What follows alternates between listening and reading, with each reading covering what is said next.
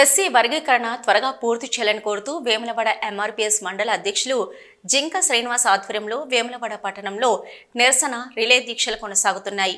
ఈ నిరసన దీక్షలో ఎంఆర్పీఎస్ రాష్ట్ర నాయకులు గుండా థామస్ మాట్లాడుతూ గ్రూప్ 1, గ్రూప్ 2, గ్రూప్ 3 ఉద్యోగ నియామకాల పత్రాలు విడుదల చేయొద్దని, ఎస్సీలలో 59 కులాలకు ఏబీసీడీ వర్గీకరణ సమాన వాటా కల్పించాలని, అనంతరం గ్రూప్ 1, గ్రూప్ 2, గ్రూప్ 3 నియామకాలు చేయాలని రాష్ట్ర వ్యాప్తంగా నిరసన ధర్నాలు చేస్తుంటే ముఖ్యమంత్రి పట్టించుకోకుండానే ప్రకటించారని అన్నారు. మాదిగ ఉపకులాలపై ముఖ్యమంత్రి చిత్తశుద్ధితో ఏంటో కనిపిస్తుందని, వెంటనే 59 కులాలకు సమాన వాటా ప్రకటించాలని డిమాండ్ చేశారు.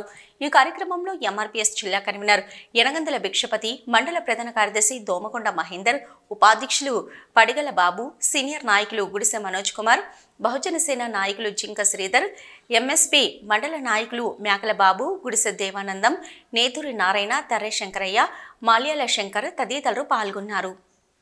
అసెంబ్లీలో ఎస్సీ వర్గీకరణ బిల్లు వెంటనే వర్ధిల్లాలి. సామాజిక పరివర్తన గౌరవ ఏదైతే ముఖ్యమంత్రి రేవంత్ రెడ్డి గారు ఎస్సీ షెడ్యూల్ వర్గీకరణ ఏబిసిడి వర్గీకరణ చేయాల్సింది పోయి ఏబిసి 3 గ్రూపులు చేసి మరి గత 20 రోజుల క్రితం ప్రకటన జరిగింది.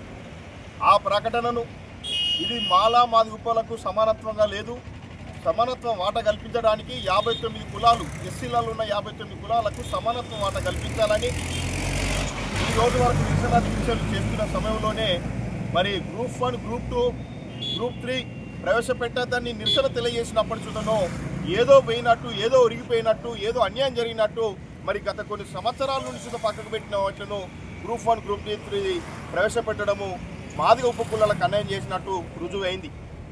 వర్గీకరణ బిల్లును చట్టబద్ధత కల్పించిన తర్వాతనే ఉద్యోగాల భర్తీ ప్రక్రియ వేగవంతం చేయాలనేది, దాని నిరసనగా మరి రిలే దీక్షలు మరి కొనసాగించాలనేది మరి గౌరవనీయులు మందకృష్ణ మాది గారు ఆదేశించడం జరిగింది.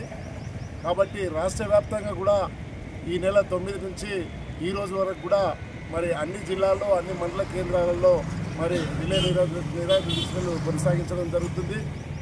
ఏదైతే ఈ నెల అసెంబ్లీలో 12వ తారీఖు నాడు వర్గీకరణ బిల్లుకు చట్టబద్ధత తెలుపుతామని తెలంగాణ రాష్ట్ర ప్రభుత్వం మరి కాలయాపన చేసుకుంటూ మరి 17, 18 అనేది ఈ రోజు దాకా కూడా మరి గడపడం జరుగుతుంది.